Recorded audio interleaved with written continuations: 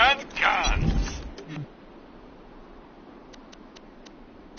Love, farewell, friend.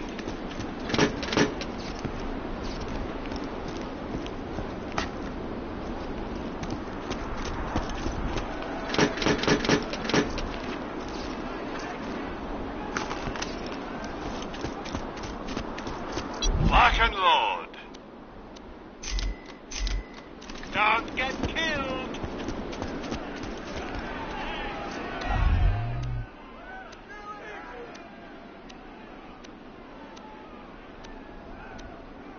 Somebody tell me what that is!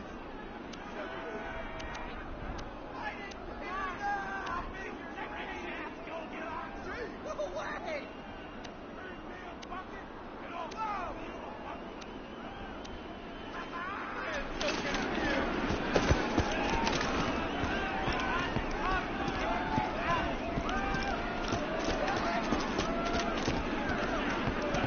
But first, I'm interviewing the only tour contestant to survive a showdown with the Gobbler.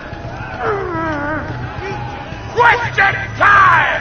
How are you doing? What's your favorite color? Did you ever see that one movie about the dog who played basketball? When did you have your first kiss? Did you ever see the sequel to the dog basketball movie where the dog went to space? And if so, which of the two do you prefer? Awesome! Another question. How did you feel about my facial hair? Thank you!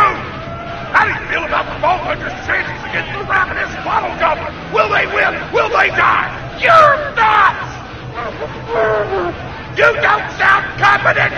Further questions! Who is the most attractive person on Pandora?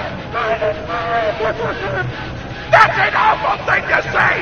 Ellie's like a 10! Try expanding your definition of beauty, you chump!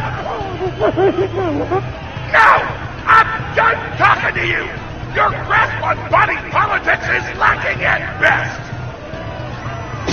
Oh, looks like we're out of time! We'll be right back after a word from our sponsor! Hey! Get over here so I can whisper some things to you in secret!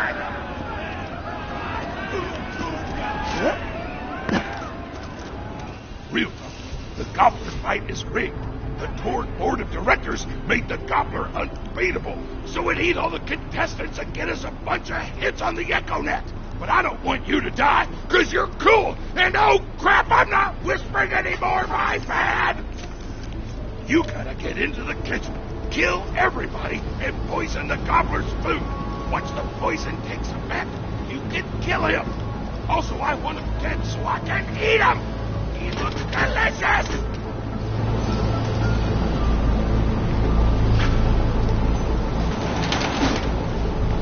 And we're back!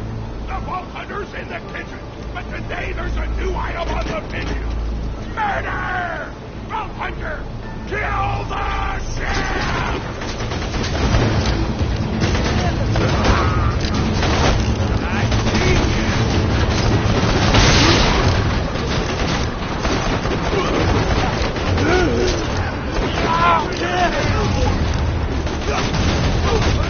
Atta girl!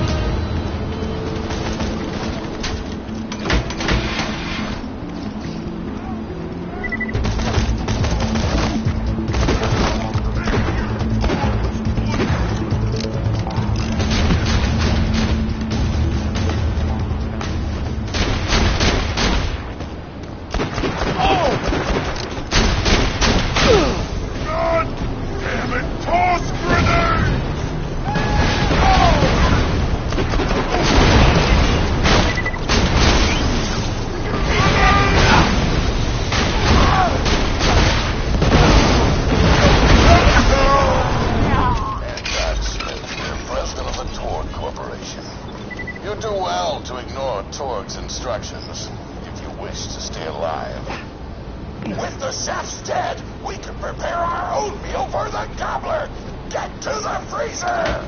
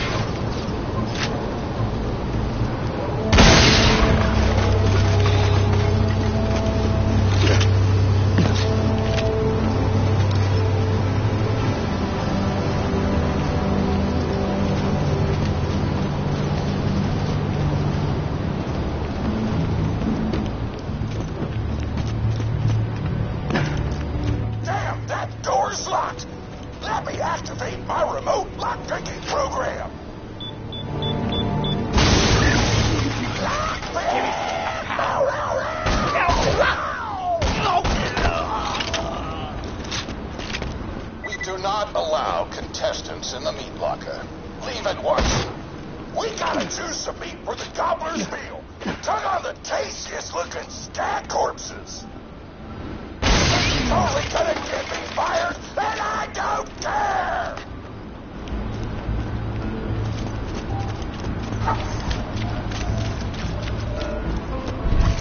Grab at that food!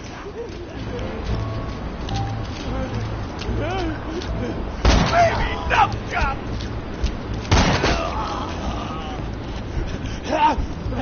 Boom shakalaka!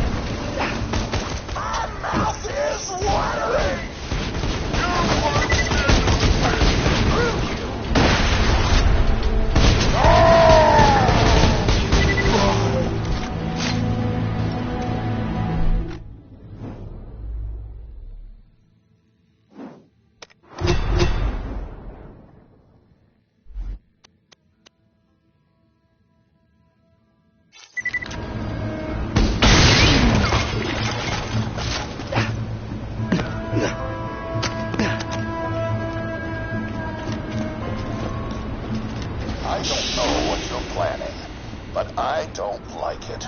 Tributes, get the Vault Hunter out of my kitchen. Whoa! Badass!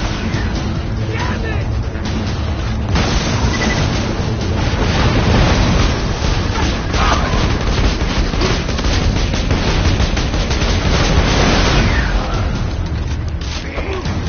God damn these guys!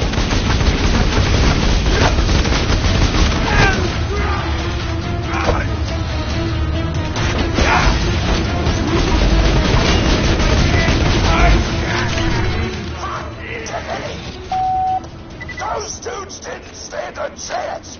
You almost feel bad for them, then you start laughing because you were technically acting in self-defense, so screw them! Violence doesn't solve anything except for all the things it does!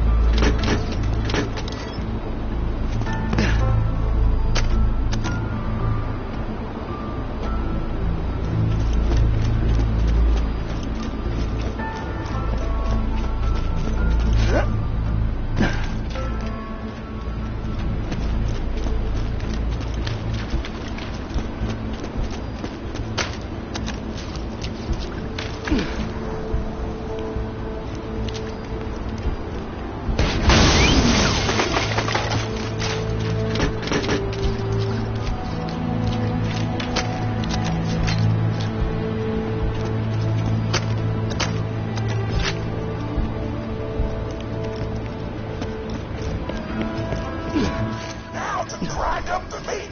Get to the kitchen. Torg, as president, I demand to know why the hell the Vault Hunter is running around backstage. Just trying to mix things up. Your job is not to mix things up. Your job is to flex your muscles and do air guitar solos, idiot. Words can hurt.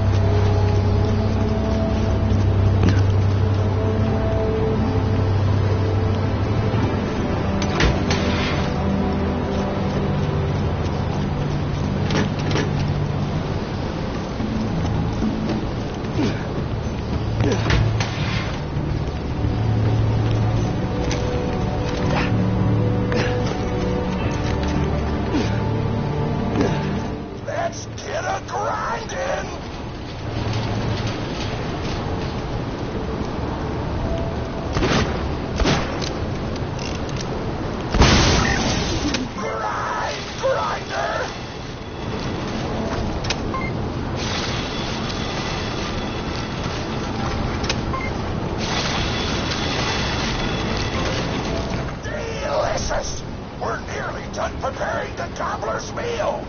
With the meat prepared, we only need one more ingredient. Deadly poison! Head to the stabber jabber nests.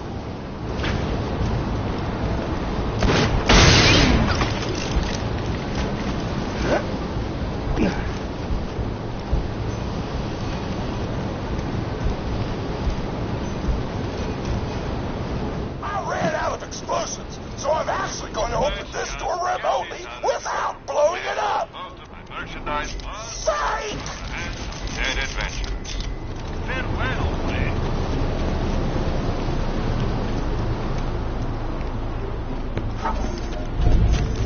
You know you're following an idiot, yes? Torg created his explosive gun tech and sold it to us for $12 and a high five. We kept him on purely for PR reasons. But you've both outlived your usefulness. Tribute, kill.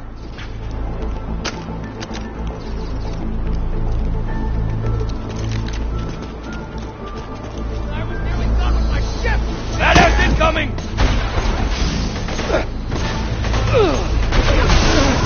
Finish them all!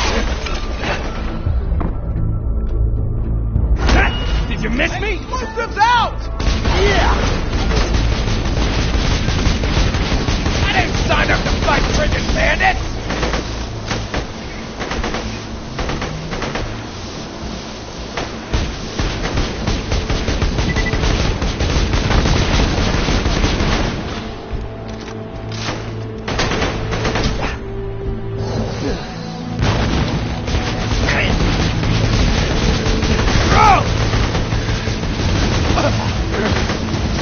Sentry deployed!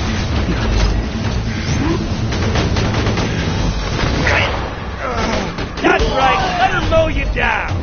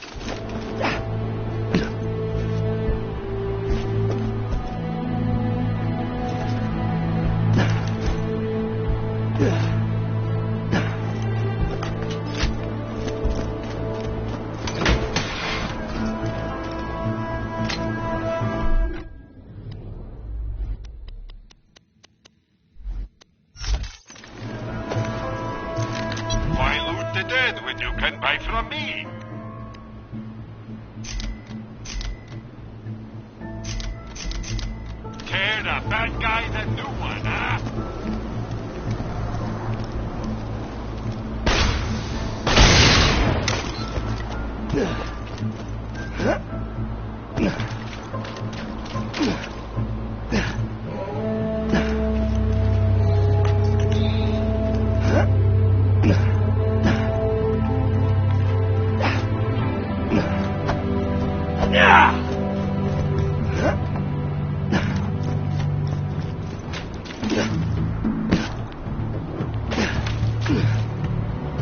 Smack the jabberjacks to wake them up!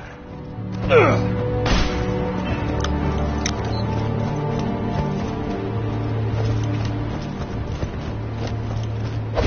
right, now slack the jabber! Kill it before the slack wears off!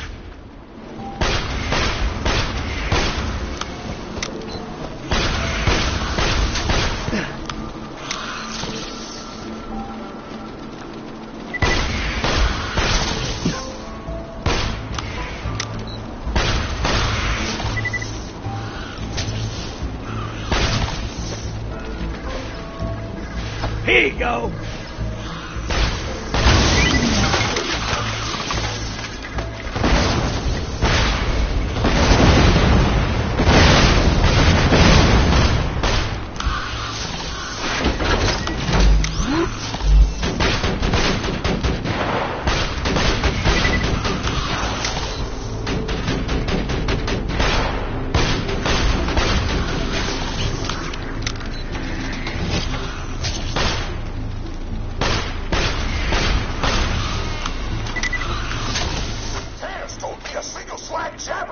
Would be enough to kill a monster the size of a nearly done. I can almost taste the gobbler now. Woo! You got all the glands. Now pop them into the gobbler's dinner, and you'll be ready to fight them. Why do you insist on being a moron, Torg? This is like you lost a controlling share of your own company. I knew I should have killed you when I had the chance.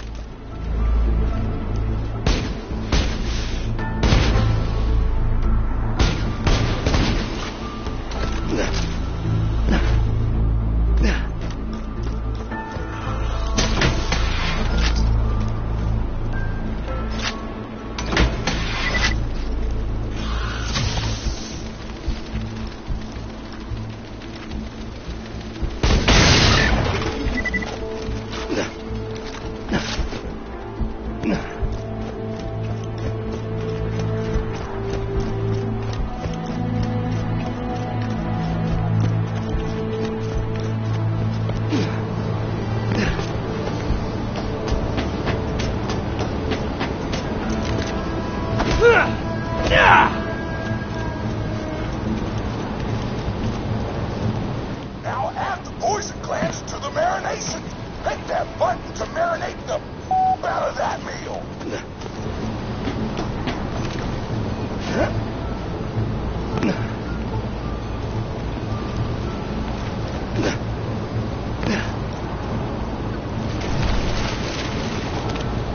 The meal's almost ready.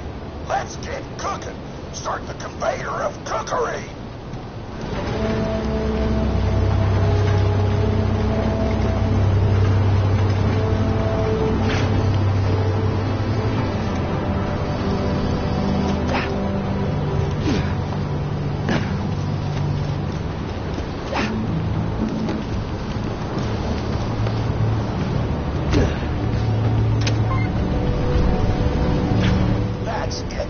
Gone off script one too many times, Torg. Today's meal is canceled. Chefs, shut down that oven.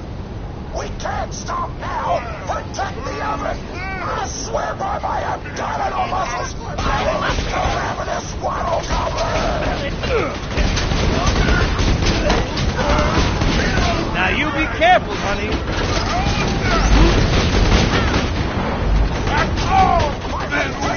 My farts! Something hungry this way counts!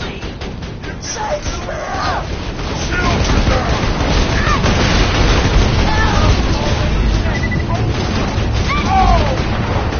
Nothing like a turkey.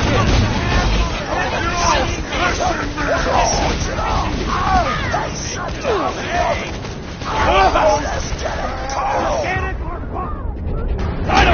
so easy!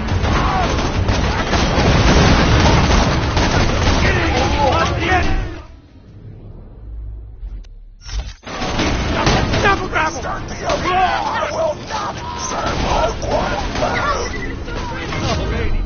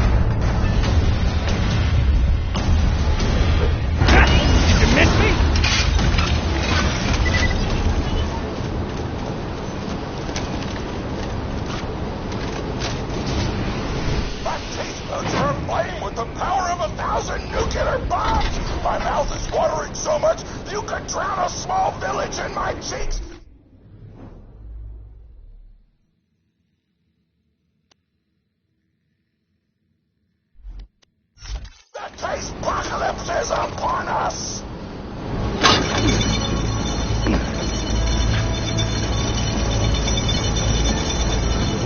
If you kill that gobbler, Torg, it'll be your last meal. The board of directors and I can guarantee that. Tell your friend.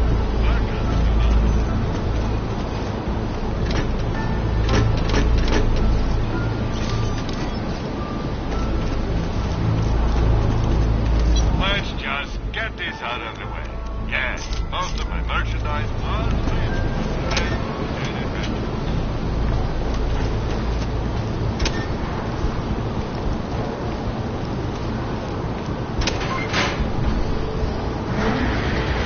Why we made the gobbler invincible, Torg? So you could kill him. After dozens of failed attempts by other contestants, you were supposed to finally kill it on camera while wielding our most expensive guns. You would have looked like a hero. Why be a hero when you could eat one? You are the dumbest person in the world. I paid several other contestants to kill you if the gobbler can, Vault Hunter.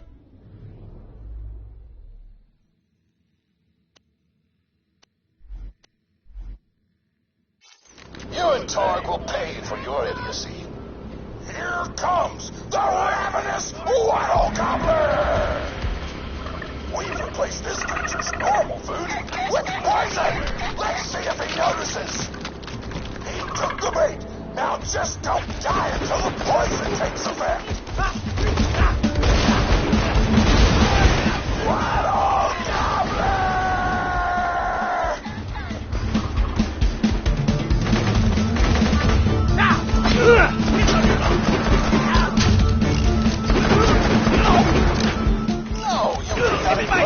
Don't shoot the gobbler, shoot the Vault Hunter!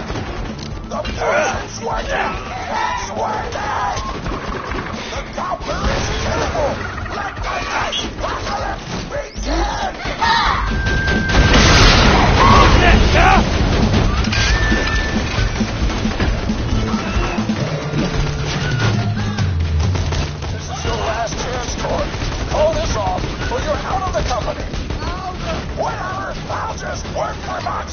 Blow things up! Throw boner!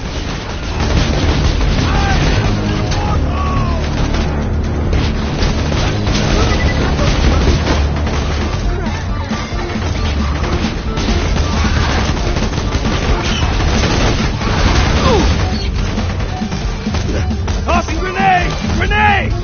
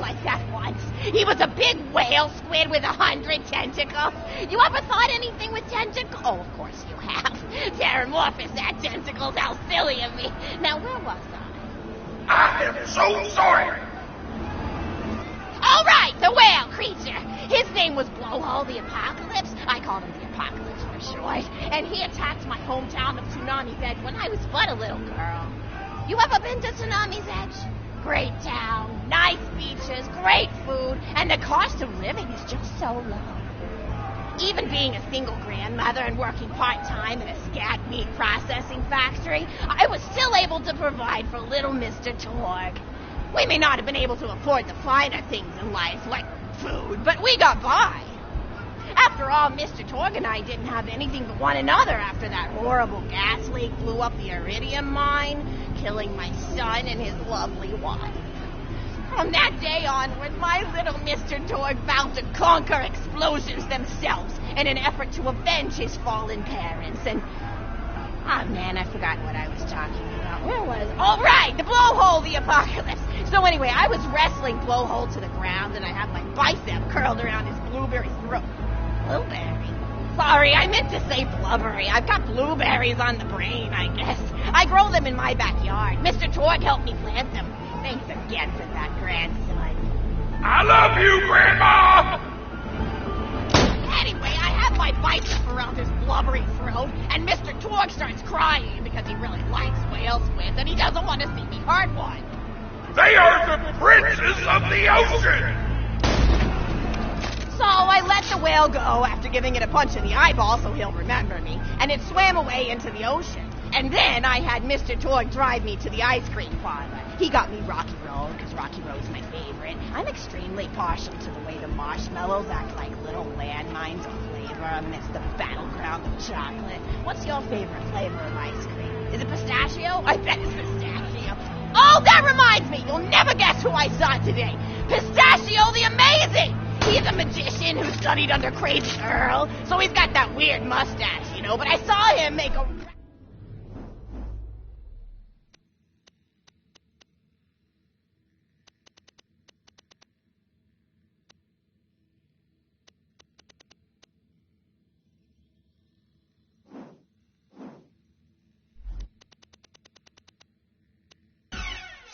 disappear. A whole rack hide. I said to Mr. Torg, Mr. Torg, wasn't that amazing? And he said, yes, it was, Grandma. Didn't you say that, high five? You remember saying that? I remember, Grandma! And we stood in line afterward and got his autograph, and I thought I had it somewhere around here, but it's probably in the attic. I really ought to go up there and clean it out one of these days. I have so many little keepsakes up there. You're paying attention, right? Say, what's my favorite flavor of ice cream? Oh, so you are listening. How wonderful. You're an even better listener than my old pet rack, Beasto. Beasto was such a sweetie. You ever had a pet rack? If you can tame them, they are the sweetest pet you'll ever have. He used to just sit on my shoulder and bite chunks of flesh out of my neck to pass the time. I still remember the way he used to tweet. He went, tweet, tweet. It was so cute. I had a conversation with him once. I said, Mr. Beasto. He liked being called Mr. Beasto. It made him feel like an aristocrat. I said, Mr. Beasto, you're looking very cute today. And he said, oh, thank you. That's so nice. Or he tweeted in a way that made me know that's how he felt. And then he lowered his little head like he was taking a bow. It was adorable. Beasto was my third pet rack. First I had Woody. He got hit by a train. Then I had Anita. She got shot up trying to take vengeance on the train that killed Woody. And then I found Beasto making little poops on the windmill outside our house. After Mr. Torg and I wrestled her to the ground, I did a flying pile driver off a nearby tower tree. Got him straight in the spine and brought him down. We brought him in and fed him some skag steaks until he decided he loved us. I still miss Beasto sometimes. He just died of old age. Rack don't live much longer than a few years, but I treasured the time we had together. Poor Mr. Torg. When Beasto died, he cried for a week. The kids made fun of him in school, but I told him not to pay them any mind. Being in touch with your emotions is not a character flaw! That's right, high five. Is something wrong? You look confused, Fox Hunter. Oh, you probably haven't heard anyone call Mr. Torg high five before. The world may know him as Mr. Torg, but the Flexingtons always refer to him using his middle name. It's a Flexington family tradition, after all, to use your grandfather or grandmother's name as your own middle name. And my husband, High Five Flexington, God rest his soul, was the best grandfather Mr. Torg could have asked for before he passed. He taught Mr. Torg dang near everything he knew about firearms. Without High Five's teachings, I don't think the Torg Corporation would exist at all. Gosh, I still remember the first gun Mr. Torg tried to make after his parents died. A Jacobs shotgun with a stick of dynamite attached to the barrel. Torg nearly blew his face off, but he got up, dusted his mustache off, and swore that by the time he reached the age of 11, he would make a gun that fired explosions without killing the operator. And by golly, he did. It took a couple of dozen prototypes before he got the right combination of gun parts and explosives right. But once he did, woo-wee! I'll never forget the plume of smoke that used to be my neighbor's homestead. They were jerks, though, so it's okay. Gosh, I've been talking your ear off for some time, haven't I? It's so kind of you to listen for this long. I've taken up too much of your time already. Please, don't feel like you have to stick around any longer.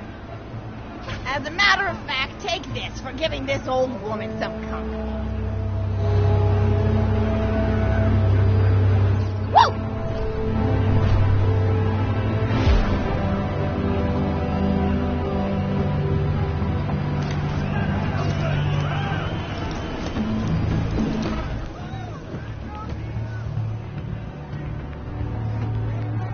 You're even more attractive than Mr. Torque said you were.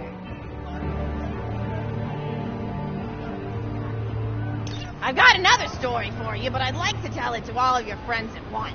An old lady like me has to save her voice, you know.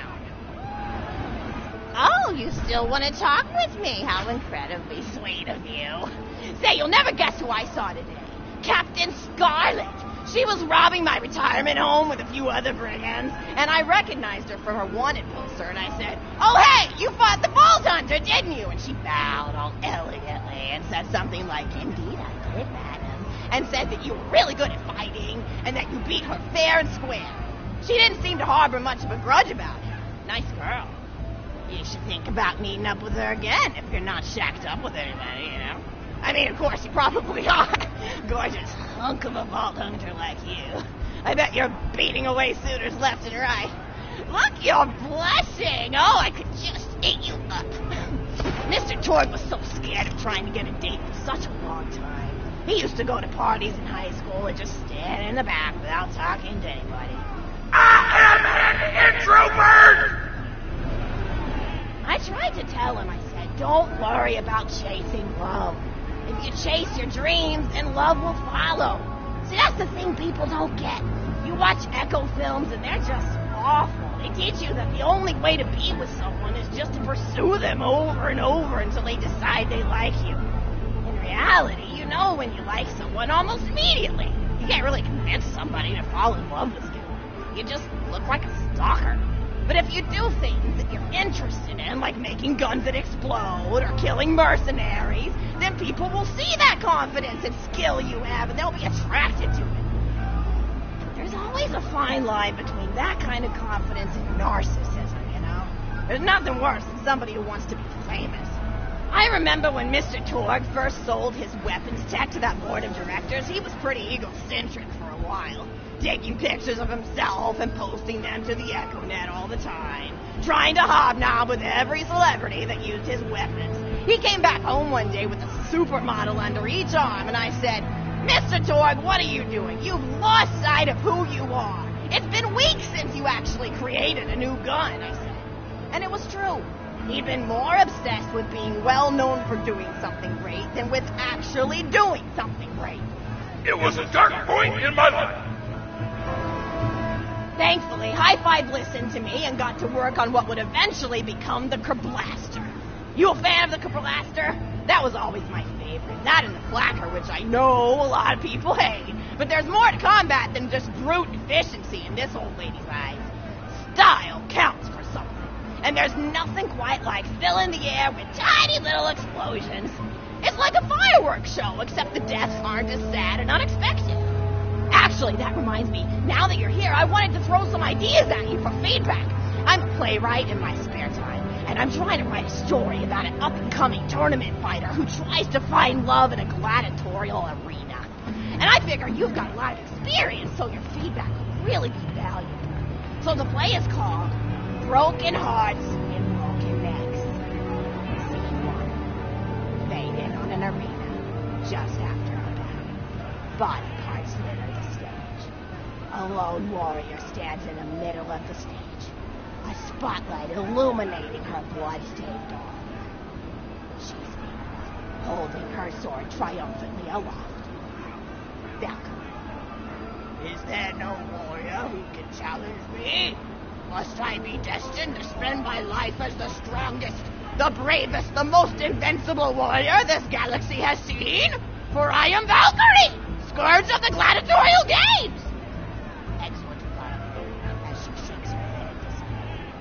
From stage left entered Gluttony, a janitor with a heavy heart and an even heavier conscience. He begins sweeping the body parts into a bin, which is colored green, and remember that because that's similar to color of command, until melancholy overtakes him. He drops his bushrobe to the floor and falls to his knees before delivering a heart-wrenching soliloquy. The blood cannot be washed away, not before and not now, even as I attempt to escape the past which haunts me still. Must I live forever as a fraud, sweeping up the trash of others to hide my shame and avoid my pursuers? Must I forever remain on the periphery of joyful combat, ever watchful but never participating? Collateral, Valkyrie re-enters the stage left. Good morrow, lowly janitor. I heard a noise and thought it was investigating. Oh, great Valkyrie, was nothing but the wails of those souls you released from their bodies tonight. Souls that wail in agony as they fly upward to our heaven. What have they to wail about? Their agonies are over, ended at the point of my sword. Mine, however, have only yet begun, for it is lonely at the top, and an unchallenged life is a boring one. No doubt. If only I were able to tell her my true identity, I would give her a fight she would not soon forget. Back to them. Yes, ma'am, boredom is the true tragedy. May you one day find challenge in combat. Stupid, no doubt picks up a giant two-armed bastard sword with almost no hand. Valkyrie. What is this? Excellent. Stage left. Valkyrie. What strength this janitor possessed? Who is he to pick up a bastard sword with 2 fingers? What hidden power does he hold? What secrets does he keep? I will endeavor to uncover his past, in the hopes that our swords may cross in battle! Excellent.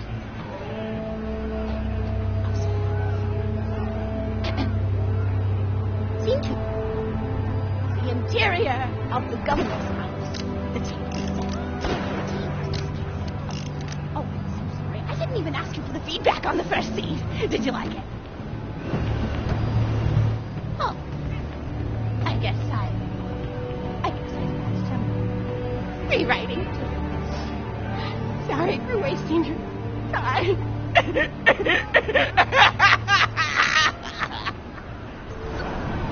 You have some time to talk to an old grandmother. I've got another story for you, but I'd like to tell it to all of your friends at once. An old lady like me has to save her voice, you know. Oh, you still want to talk with me? How incredibly sweet of you. Say, you'll never guess who I saw today. Captain Scarlet.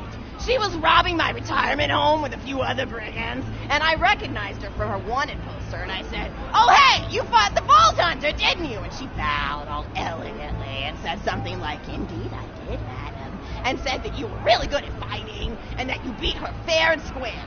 She didn't seem to harbor much of a grudge about it. Nice girl. You should think about meeting up with her again if you're not shacked up with anybody, you know? I mean, of course, you probably are. Gorgeous hunk of a Vault Hunter like you. I bet you're beating away suitors left and right. Look, you're blushing. Oh, I could just eat you up. Mr. Tord was so scared of trying to get a date for such a long time. He used to go to parties in high school and just stand in the back without talking to anybody. I am an introvert! I tried to tell him, I said, don't worry about chasing love. If you chase your dreams, then love will follow. See, that's the thing people don't get. You watch Echo films and they're just awful. They teach you that the only way to be with someone is just to pursue them over and over until they decide they like you. In reality, you know when you like someone almost immediately. You can't really convince somebody to fall in love with you.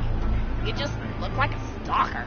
But if you do things that you're interested in, like making guns that explode or killing mercenaries, then people will see that confidence and skill you have, and they'll be attracted to it. But there's always a fine line between that kind of confidence and narcissism, you know? There's nothing worse than somebody who wants to be famous. I remember when Mr. Torg first sold his weapons tech to that board of directors, he was pretty egocentric for a while, taking pictures of himself and posting them to the EchoNet all the time, trying to knob with every celebrity that used his weapons. He came back home one day with a supermodel under each arm, and I said, Mr. Torg, what are you doing? You with being well known for doing something great than with actually doing something great. It was a dark point in my life. Thankfully, High Five listened to me and got to work on what would eventually become the Blaster. You a fan of the Blaster? That was always my favorite. That is a blaster which I know a lot of people hate. But there's more combat than just brute efficiency in this old lady ride. Style counts. And there's nothing quite like filling the air with tiny little explosions. It's like a fireworks show, except the deaths aren't as sad and unexpected. Actually, that reminds me, now that you're here, I wanted to throw some ideas at you for feedback. I'm a playwright in my spare time, and I'm trying to write a story about an up-and-coming tournament fighter who tries to find love in a gladiatorial arena. And I figure you've got a lot of experience, so you see that really good. So the play is called Broken Hearts and Broken Necks. Scene 1. Fade in on an arena, just after the battle. Body parts litter the stage. A lone warrior stands in the middle of the stage. Gonna Spotlight pick your illuminating corpse, her blood-stained arm.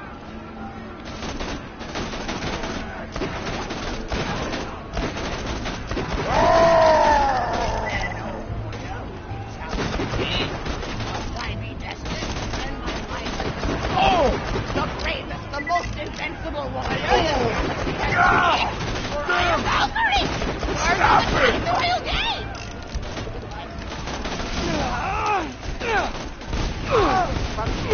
Come and get it!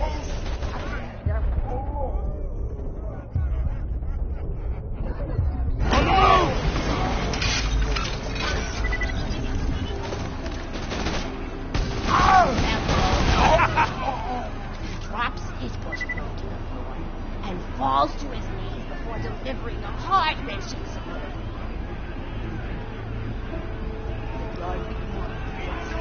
Oh no, you're leaving? I won't take up any more of your time then.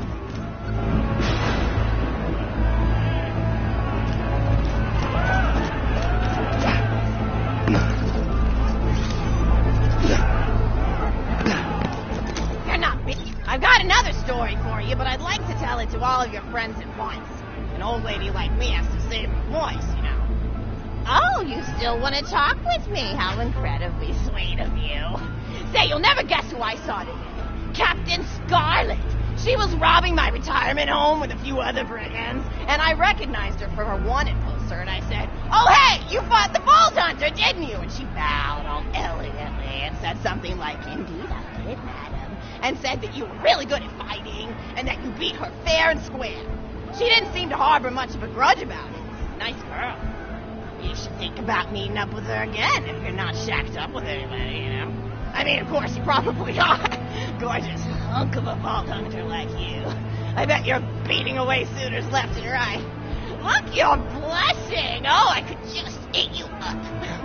Mr. Torg was so scared of trying to get a date for such a long time. He used to go to parties in high school and just stand in the back without talking to anybody.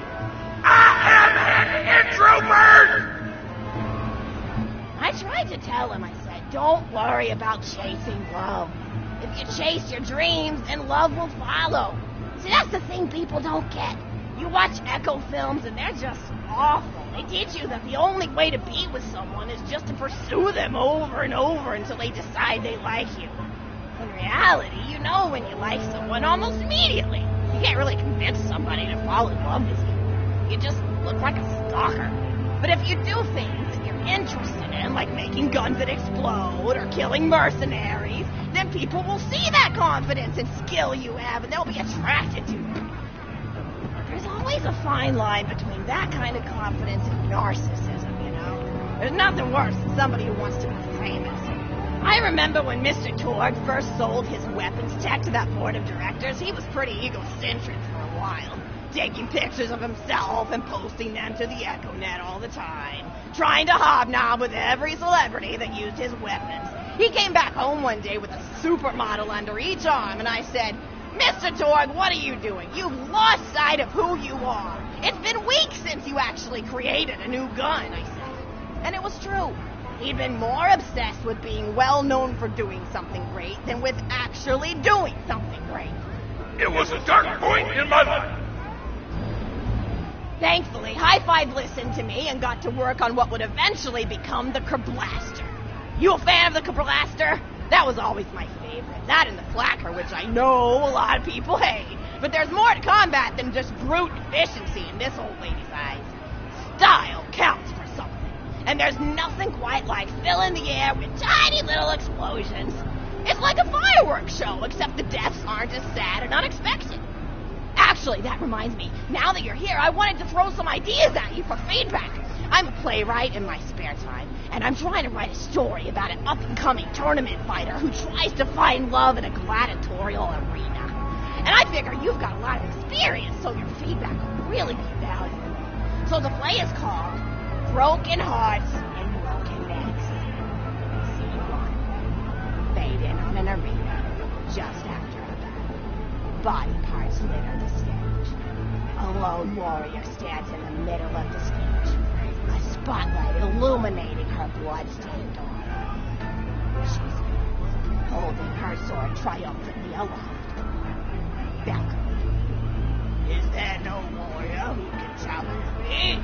Must I be destined to spend my life as the strongest, the bravest, the most invincible warrior this galaxy has seen?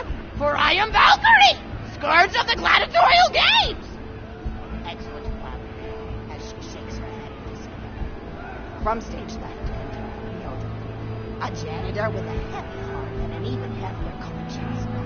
He begins sweeping the body parts into a bin, which is colored green, and remember that's the colored green, until melancholy overtakes. He drops his push and falls to his knees before delivering a heart-wrenching soliloquy. The blood cannot be washed away. Not before and not now. Even as I attempt to escape the past, which haunts me still. Must I live forever as a fraud, sweeping up the trash of others to hide my shame and avoid my pursuers? Must I forever remain on the periphery of joyful combat, ever watchful but never participating? The clatter of Valkyrie re-enters the stage. Good morrow, lowly janitor. I heard a noise and thought it worth investigating. Oh, great Valkyrie, 'twas nothing but the wails of those souls you released from their bodies tonight. Souls that wail in agony as they fly upward to Valhalla. Fools! What have they to wail about? Their agonies are over, ended at the point of my sword. Mine, however, have only yet begun, for it is lonely at the top, and an unchallenged life for life. No doubt, I said. If only I were able to tell her my true identity, I would give her a fight she would not soon forget. Back to them. Yes, ma'am, boredom is the true tragedy. May you one day find challenge in combat. Stupid. Nodon picks up a giant two-armed bastard sword with almost no heart. Valkyrie. What is this? Extra. Stage left. Valkyrie. What strength this janitor possessed? Who is he to pick up a bastard sword with but 2 fingers? What hidden power does he hold? What secrets does he keep? I will endeavor to recover his past, in the hopes that our swords may cross in battle!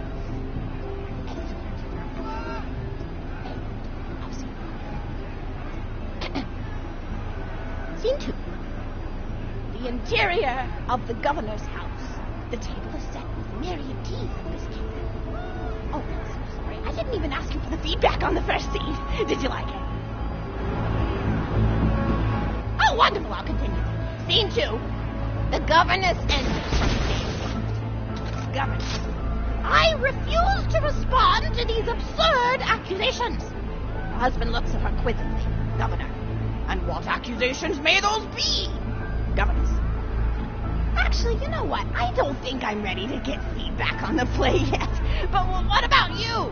What are you up to? Tell Grandma Flexington all about it. I bet you've had some amazing adventures.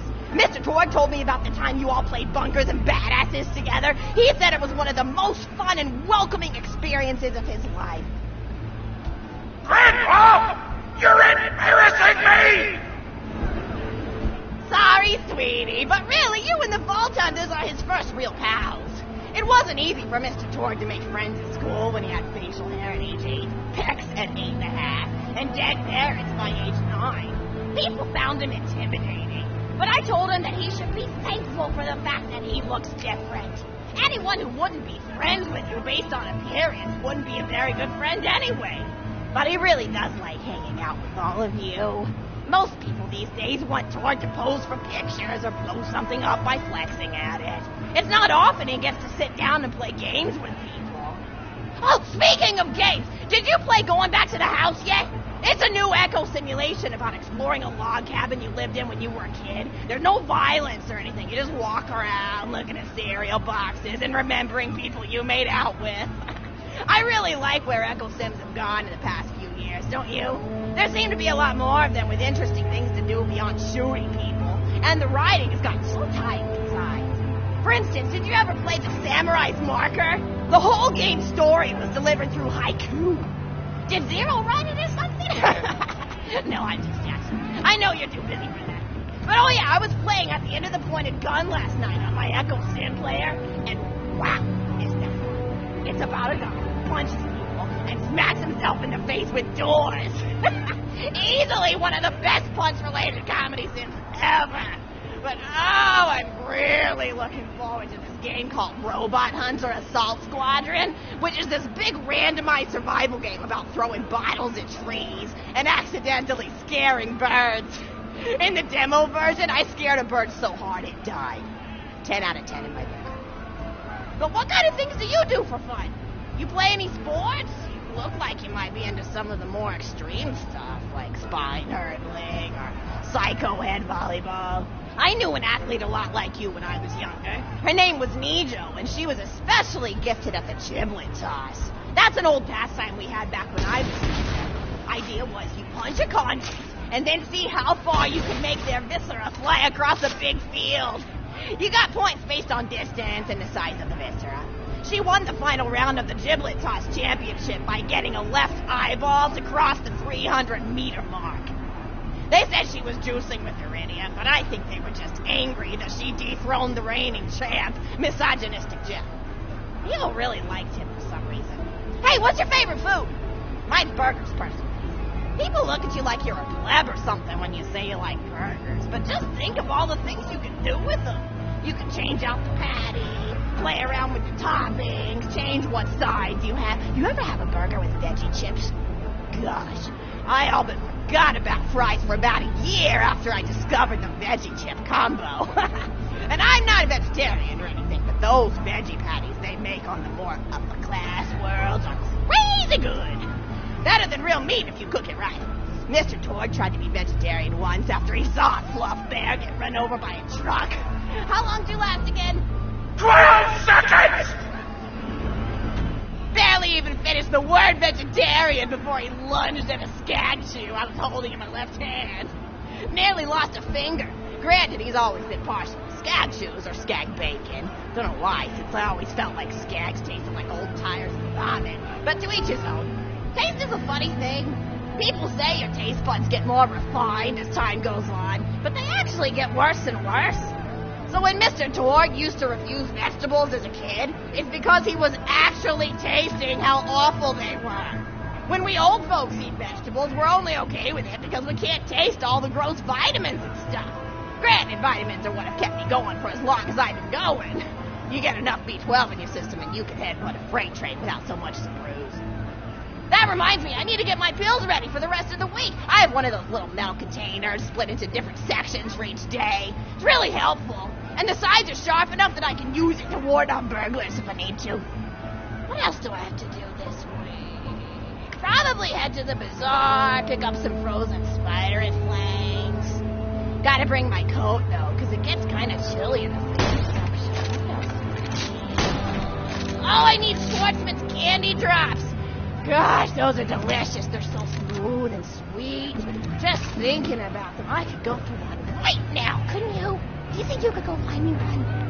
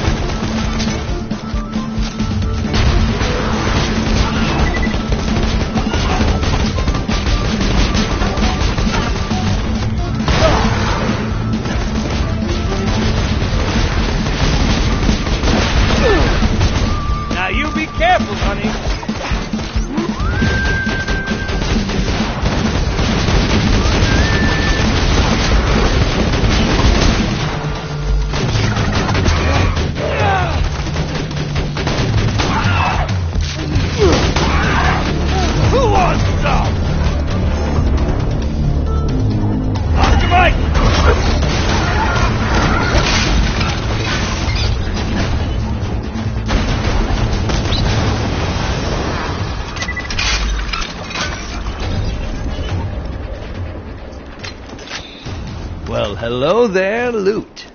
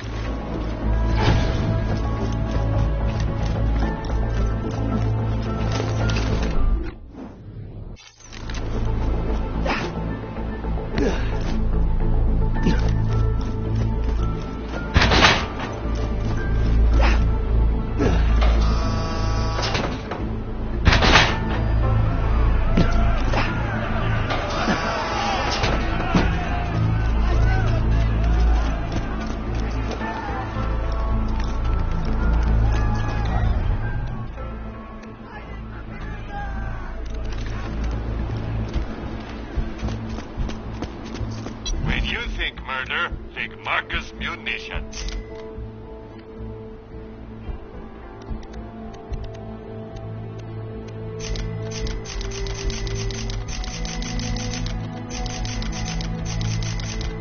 Don't lie, I need a pistol.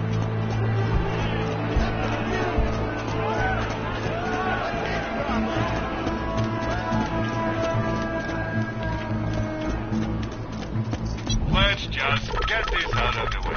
Yes, most of my merchandise was ripped from the hands of dead adventurers.